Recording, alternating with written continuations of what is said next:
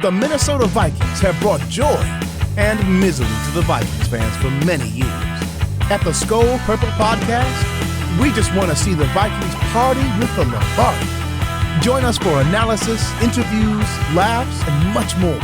It's the podcast by Vikings fans for Vikings fans. The Skol Purple Podcast starts now.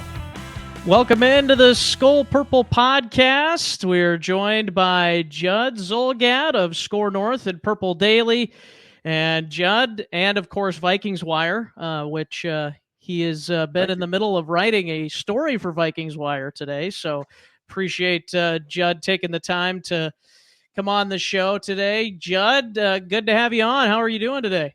I'm doing good, and you?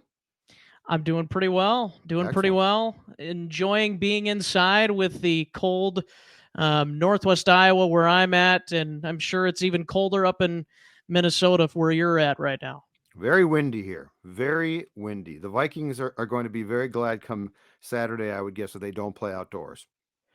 Yes, I'm guessing Greg Joseph will be very pleased with that as well. Well, hopefully he can make all his kicks and PATs, and then Kevin O'Connell will be pleased with Greg Joseph. That's right. Very good. Well, Judd, I want to talk a little bit about something that you probably don't get to talk too much about on your show. At least I haven't heard too much about it. Every now and then you get a tidbit or so about your career path, but I know you covered the Packers beat for a year. So tell us a little bit about your career path and how you got to where you are right now as with the Score North and Purple Daily folks. Sure. It's a long and winding road. So I started at the Star Tribune as basically a clerk in the sports department at the age of 19 in 1989, and then sort of moved up the rung there and worked in the sports department until 2010. I went from being a clerk to being on the copy desk, the sports copy desk, and then started to write a media, TV, radio column for the Strib, centered on sports. In 1999, went and covered the Packers for actually 2 years in what was, well, now seems like a weird experiment, but at that time, before the internet was as influential as it is now, for paper purposes, it made some sense. So I covered the Packers in 03 and 04. Then went to the Vikings beat in 2005, was there with Kevin Seifert and then Chip Scoggins through 2010. Then went to 1500 ESPN and wrote some columns and did talk shows for them. Eventually became Score North, and eventually basically transitioned to full-time podcast, which has been great with between Mackie and Judd with Phil and Declan that I do, and also Purple Daily with the same two guys, and Judd's hockey show. And then, as you said, since the season started, I transitioned my columns from scorenorth.com to VikingsWire.com, which has been great fun. And so, that's been my long circuitous route through not a lot of different employers, but a lot of different jobs since I started at 19, and I'm 53 now. So who knows? Well, it's been a winding road, as you said, just based on that. What has been some of the best experiences you've had as a sports writer, podcaster throughout your time? Not necessarily sports, or maybe it is sports. Maybe it's a mix of that with people. What would you say? Well, I think covering teams has been and was probably just the most entertaining, and as far as being interesting. I mean, the newspaper business, which I've always loved, was great. So I actually enjoyed it, being in the office and the camaraderie there. It's not a great way to spend your late teens and 20s, because it certainly impedes on your lifestyle, because it's nights and weekends, and there's no skirting that. But just as far as the stories go, I mean, covering the Packers in 03 when the Vikings had the division wrapped up basically and went to Arizona and lost that infamous game, and the Packers went to the playoffs. Favre's dad had just died. Yeah. And the Packers went on an improbable run that came to an end with a divisional round loss against the Eagles in Philadelphia. But I covered Favre for a total of 4 years. And while he certainly has some skeletons in the closet, and there are some things right now that don't look good, I mean, as far as being an interesting guy to cover, you really don't get much bit better than Brett Favre. I mean, the Favre stories and and watching him operate and his press conferences. So I would say that. I mean, there's a lot of cliche masters, especially among athletes and coaches. So not all of them are fun to cover, but every once in a while in different sports, you unearth a personality that's probably worth the price of admission. So I would say that that's the most memorable things are guys like, Brett Favre. And then as far as seasons go, I mean, nothing probably beats 2009. 2017 was interesting. 2010 with the Vikings was a disaster, but I mean, it'll always be burned into my memory. So there's stuff like that, seasons and certain players. But I mean, don't get me wrong, it's a great business. I mean, it's changed a lot, and it's obviously pinballed around. It's very different now than it was when I started. But the appetite for information from the public doesn't decrease. It probably only increases. And so this business in and of itself, I think, is a lot of fun. And it's something I basically had a goal of doing since I was a young kid. So it's pretty much been a dream. Yeah. Very cool. Well, it's funny that you said the stories with Brett Favre. It seems like they're never ending nowadays, but Yeah. Well, now they're not good. yeah, that's right. But that leads us into a good segue here. What is, or who is rather, your all-time favorite Viking, or if you have a few of them that you really enjoyed watching throughout your time, what who would those guys be? Well, it's an interesting question because, I've covered this team since 2005. I used to do profiles for Viking Update through the 90s.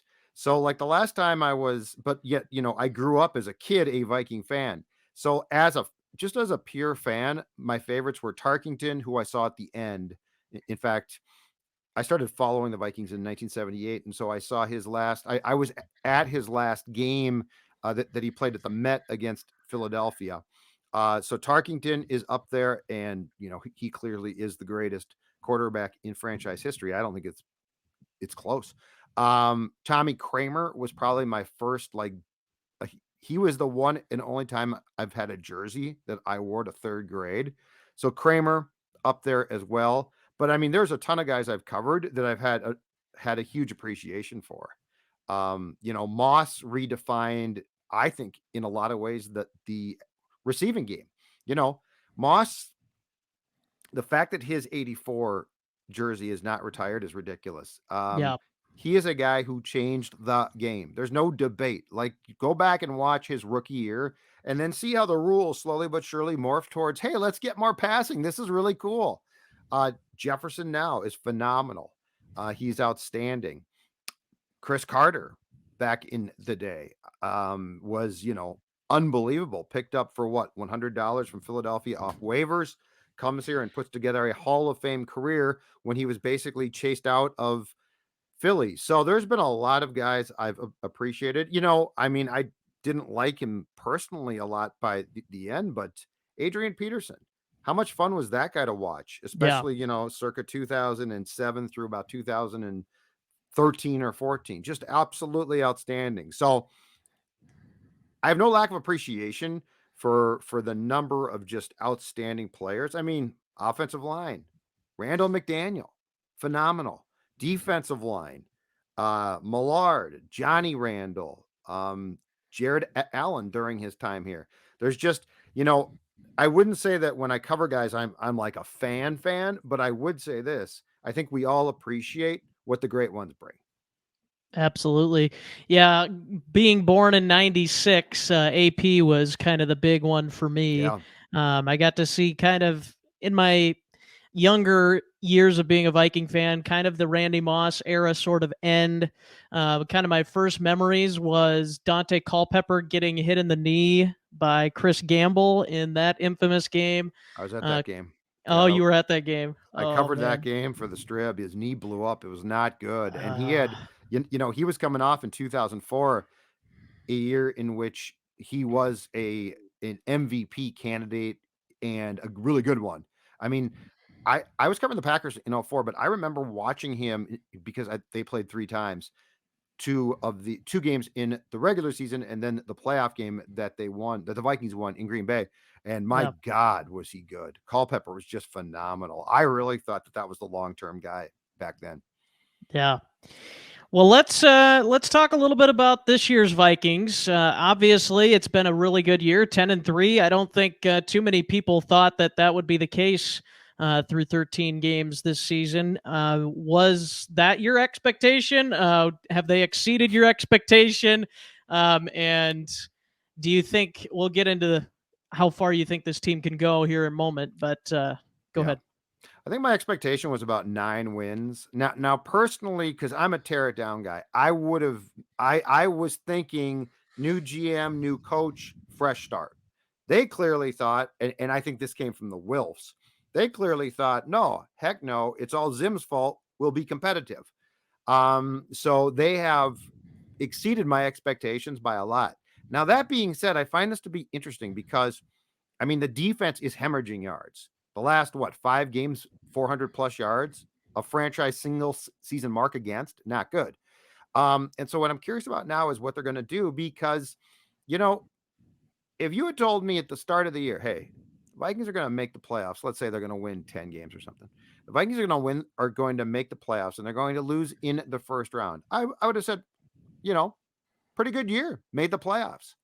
But when you go into Detroit with a 10-2 mark and you've had good fortune, but you've also, Kirk Cousins, I don't care what his stats are. He's had a really good year. I believe he has at this point in time 6 fourth quarter game winning drives. So Kirk Cousins has been really good.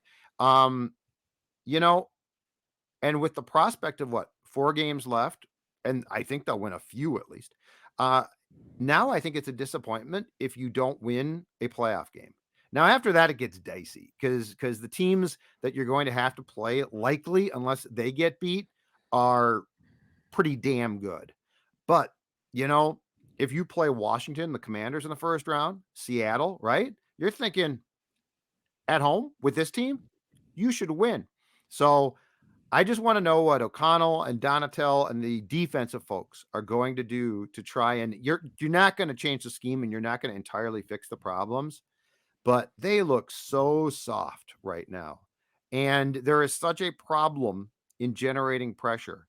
And there are certain players that I'm convinced are not cooked and are not bad that it's not that they're grading out poorly in PFF world, but they definitely aren't noticeable as they probably should be.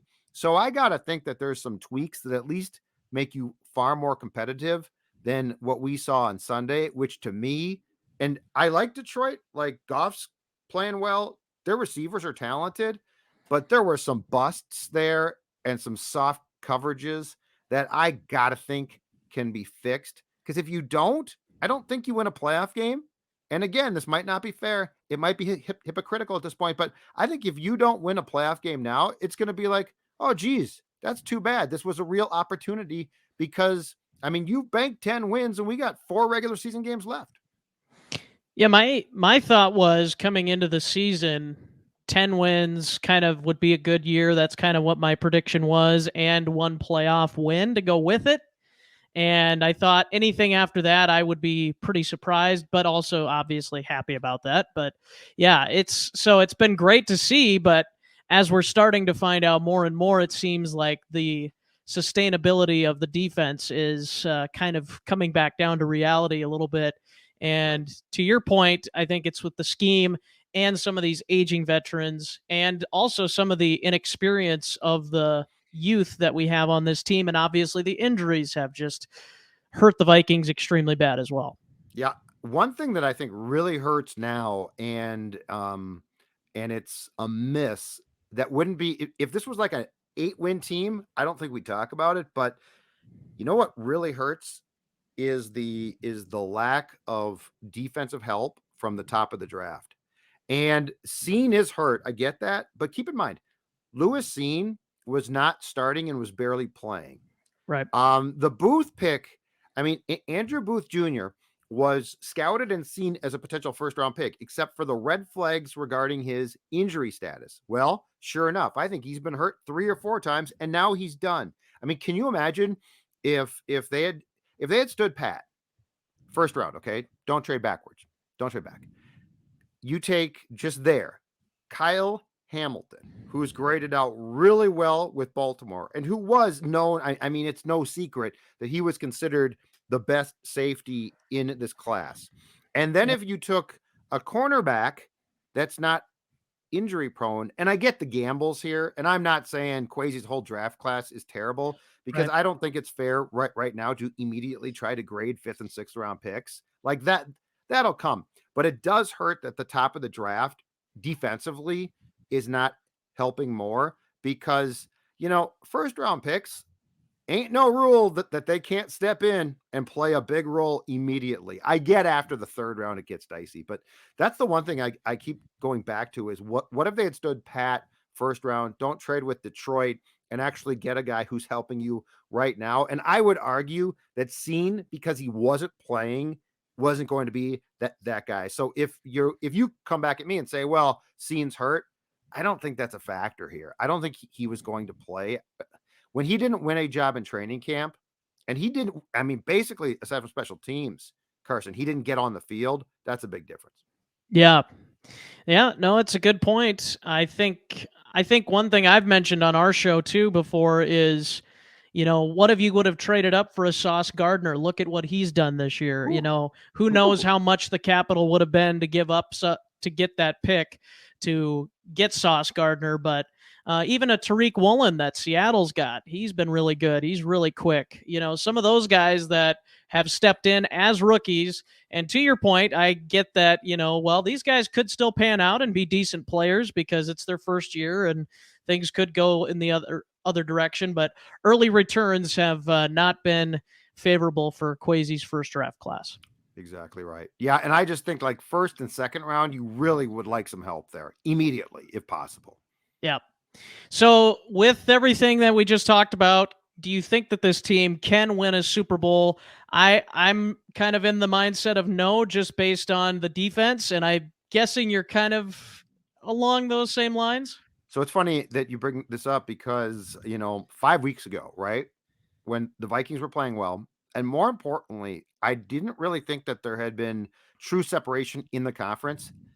Phillies look good all year, but 5 weeks ago, I'm like, are they for real, really? Which I think now it's clear that the answer to that question is yes. But before the Dallas debacle here, right? I wasn't sold on the Cowboys. And San Francisco has gone. I mean, that's an incredible one. So Yeah. my answer now is no, because I now think that there is separation in the conference. And I think Philadelphia, Dallas, and San Francisco are clearly superior to the Vikings. So I guess I've changed my opinion based on, and this is not rare. I mean, it's always November into December where certain teams just take off. So this is not a rare thing. But yeah, do I think the Vikings can win a playoff game? Absolutely. Do I think they can maybe really upset one of the teams I mentioned outside of if they played like a San Francisco or Dallas? I think they might, but I'd be hard pressed to say I really think, oh yeah, they've got a chance to actually make what would it be? A 4-game, if you win the Super Bowls, 4 wins. That's a lot to ask. I say no. I like the direction they're going. The only bit of caution that I'll provide is this, though. In this league, you can't say, because it's so, injuries, things change, guys age. So it's not like a sport where I'm saying, well, just wait till 2023. Do I like what Right. O'Connell's doing? Do I like him? Absolutely. Do I think he's going to be successful? Yes, I do. But do I say, okay, if the Vikings lose a playoff game, I think they're going to come back and kick butt in 23. Don't forget, I covered the 2010 team. Right. And that was the ultimate lesson and cautionary tale in saying, run it back and it'll be great fun. You don't run things back in football. It's too volatile. Too much can go wrong, and other teams are going to pop up. Yeah. I could go down so many rabbit holes with that, but I will move on. Any storylines that you think of with the Colts and Vikings game? Obviously, Jonathan Taylor pretty much is that entire offense for Indianapolis. Obviously, a really special player. He's been up and down at times this year, partly because of the quarterback, partly because of their offensive line, different things. But what do you think about this game? To me, this is a must-win game for the Vikings, and I don't want to say that because they have 10 wins, but Right. this is a team that you should kick the crap out of, right? this is a get right game. Like this Yeah. is at least calm the fans down and calm your own team down, and come back from what was really a debacle against Detroit and get right. Um, a win does not fix all of the problems, but depending on what we see, and this is a pretty good team to come back against, depending on what we see, I think a win provides you a jolt of confidence again. And, this is O'Connell's first big test. Like this defense needs to be fixed to a certain point. I understand it can't be completely fixed, but it needs to be fixed to a certain degree. And Kevin O'Connell, while he is an offensive coach and has made that clear, needs to be a big part of that. So, must win sounds dire for a 10-win team. Right. But I think it's a must get right game. Yeah. And I also think that we're about to see in these last 4 games a real sense of O'Connell as a coach. Because, to his credit, I guess, it's been pretty smooth sailing thus far. Not a lot of problems. Dallas was embarrassing, but Dallas is good. Like Detroit, I give them credit. They're playing well, but they ain't that good. So, yeah, I think the Vikings have to get right. And I do think that we need to see some positive progression. The other thing I want to, and this is on O'Connell's plate as well, the third quarter is an embarrassment. Yeah. You've got to get that. I mean, you are an offensive guy. The third quarter, this is not to quote the kids, small sample size. It's a big sample size, and it's garbage. I also want to see this team find a screen game. I mean, Carson, have you ever seen a crappier screen game? It is so how bad. Are you this bad in the screen? They can't even get 3 yards on a 2-point conversion. I know, and you run a screen to Thielen on a, and again, I know it's second guessing, but the Dalvin Cook jump pass attempt I absolutely hated.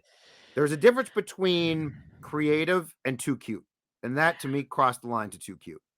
I think if you had all your offensive line healthy, it would have been a lot easier of a play to run. 100%. But and I think you guys talked about this on Purple Daily a little bit, is when you have your backups in there like Schlotman and the other guy who can't think of Brandel. Yeah, Brandel, and then even Ingram with the struggles he's had this season. Exactly. Do you really trust that type of a play? But at the same time, with how they were running the football, I get why he wanted to mix it up. But yeah, it not necessarily in that situation. And I think that was the biggest play on Sunday, and then also the fake punt that they just totally fooled the Vikings on. Those 2 plays were the differences in the game, I thought. 3 plays, the 2 that you just brought up, and the Hawkinson drop. Oh yeah, it was 7-7. That's a first down. And it sort of stunk because he came back and made a similar catch that was much tougher, but that was a huge drop. That was an absolutely, because that shifted things a bit. But as I told Phil and Dex, I said, when you have 18 on your team, if you're going to get cute, he's the guy. Dalvin Cook I don't believe is throwing a pass, and you were going to have him. And if you go back and watch, you're exactly right. Schlotman and Ingram get blown up immediately. Yep. If you're inclined, if KOC's inclined to get too cute, 18 has to be involved. Yeah. It's got to be, and I want the ball to be in his hands because he won't. He is so clearly their best player. Yep. Like I like Dalvin, but it ain't close. No. I mean, Justin Jefferson is it's what I talk about. If Dalvin Cook at his best is a star, Justin Jefferson's a superstar. Mm-hmm. Superstars don't exist on every team. The Vikings have gone years without having a superstar. Yep. So.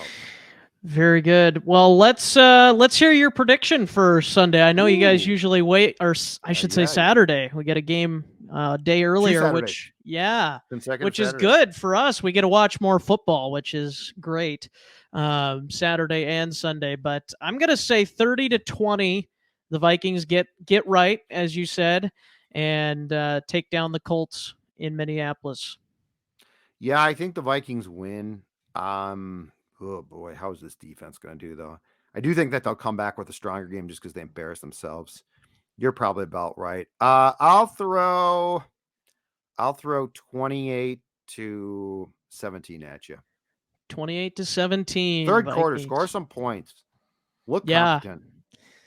tired of this third quarter. The middle Yeah. eight. KOC talks about the middle eight, but they're crapping on the second part of it. You gotta have. I mean, I don't think they have come out in the third quarter and scored a touchdown on their first drive all season. Yeah, It's remarkable. I think that's one of the things you guys said too. I think Phil brought that up. That's not going to win in the playoffs, especially with No. this defense. And that was another thing I thought of too on Sunday. You know, this defense, you cannot afford to turn the ball over in the red zone when you're that close to scoring, and trust that this defense is going to be able to hold you up to get enough opportunities that and that's a dangerous way to live once you get to the postseason. You limit yourself so much offensively in a way because you can't make mistakes, otherwise you're in trouble. So Exactly right. Well, Judd, appreciate you coming on here. Tell the audience where they can get your content, read your stuff, all that good stuff. Score North, scorenorth.com. We are on all the apps, of course. The Vikings related show is Purple Daily, which you can also find at the Score North YouTube channel, and there's a Purple Daily section as well. Mackie and Judd, we do that every weekday. Purple Daily is 7 days a week. Judd's hockey show, Score North feed as well. And then finally, find my columns at Vikings Wire, where my friend Tyler Fornes does a fantastic job pumping out a ton of Vikings content each day. And then on Twitter at Jay Zulgad on Twitter. Yep. Where you can see multiple cans of Surly on his timeline. Every week, cans of Surly. We got Nutrisource dog food. We are all in when it comes to our sponsors at Score North. That's right. Well, Judd, hey, really appreciate it. Hopefully, we can get you back on again sometime. And we always say as we close the show, Skol. So Skol right back to you. Thanks, Carson.